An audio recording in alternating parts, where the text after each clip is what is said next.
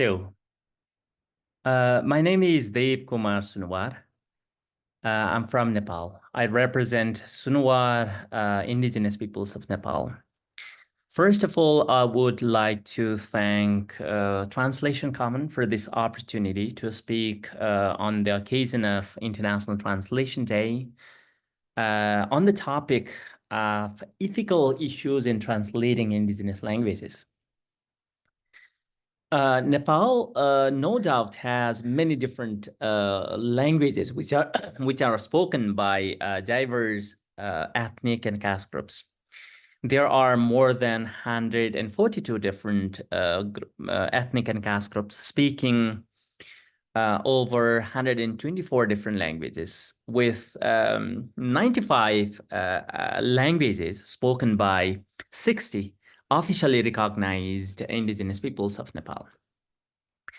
Many of these indigenous languages, which are predominantly spoken, that means these are the oral and the oral language, but these languages actually carry a rich knowledge systems and cosmologies and identities that are not easily translatable into a written or the foreign linguistic structures. These languages are tightly interwoven with storytelling, rituals, and the social practices of indigenous peoples, and forming the foundation of this indigenous peoples' worldview. Translating these languages, particularly from the external or non-indigenous people's perspective, presents a challenge. There is a risk of distorting the cultural significance of the indigenous languages, which extend far beyond the technical matters. It also entails the potential misinterpretations of the indigenous knowledges.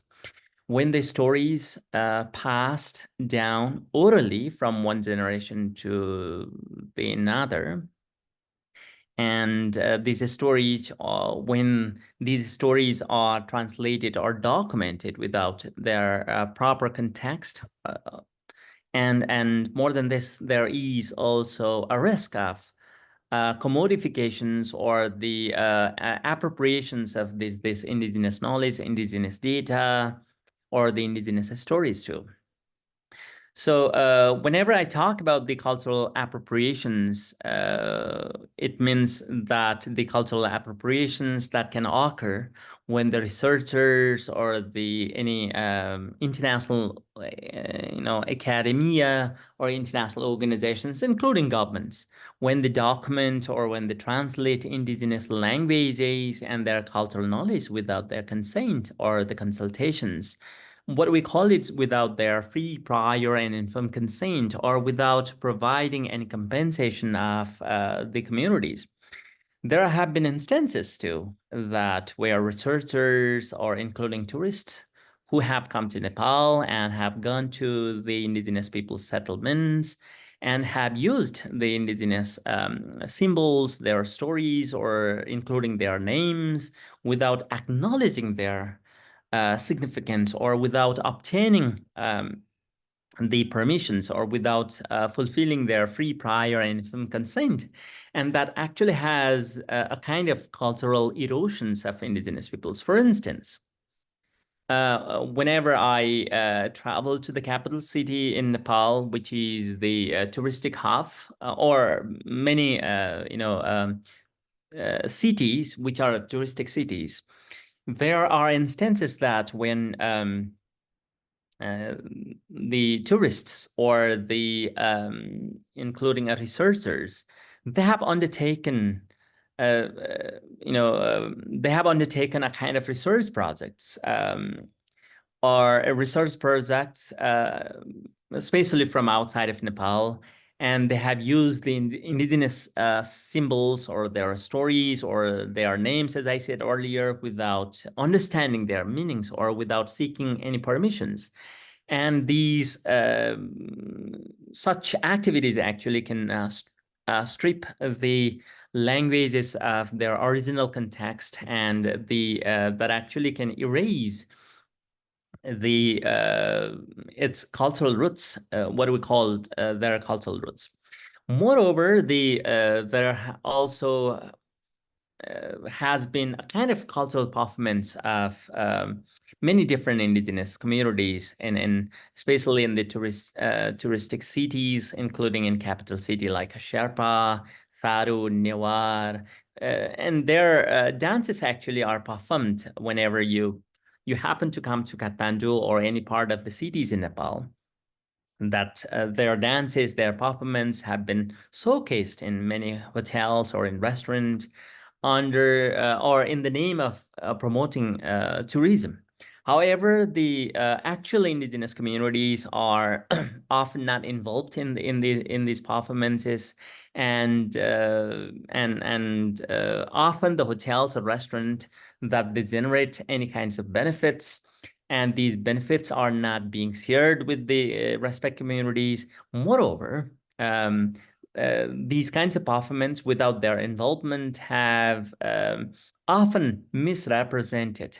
There have been misperformance of the indigenous people's dance or their cultural performances. And this actually has created a kind of detachment of their culture from their indigenous origin, because the indigenous people's dance performance, which are performed in hotels or in the restaurants, not rather than, and that actually has attracted the tourists or the researchers in the hotels or these or the restaurant rather than going to the field.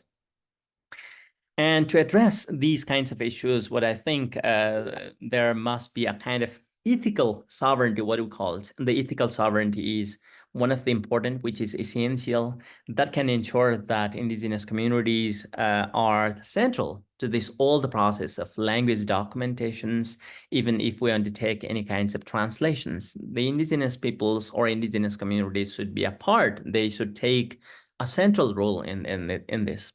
And we also need, there is a kind of ethical guideline that actually can guarantee the indigenous communities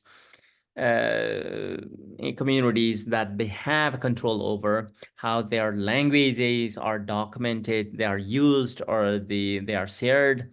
And these guidelines should also address a kind of what I say is their concerns related to indigenous peoples' free, prior, and informed consent, their data protections, and including their intellectual properties.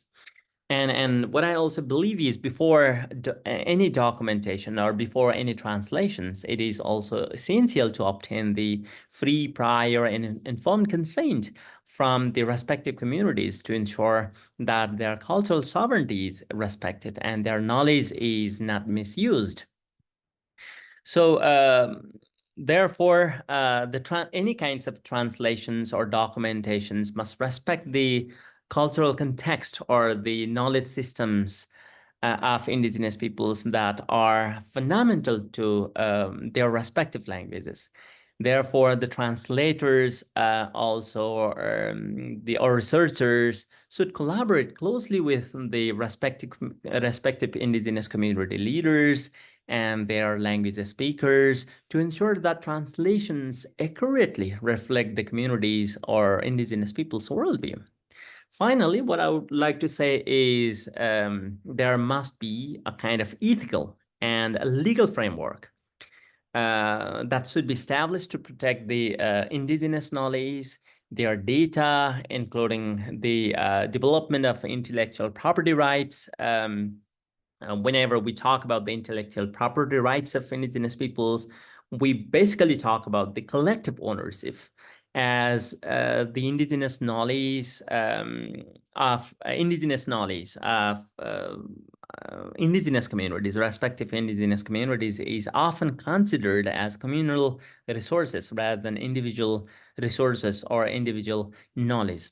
Therefore, a kind of intellectual property rights, mostly a collective ownership right should be established. And similarly, the indigenous communities should retain the ownership of or ownership over their linguistic and cultural data, including how and where these data are translated, document, be stored or shared or used. whether that be in academia, governmental organizations, INGOs, or any other INGOs. That is what some of my thoughts regarding the ethical issues relating to the translation of indigenous languages. So with this, I would like to stop here. Thank you all for listening. Seredum. So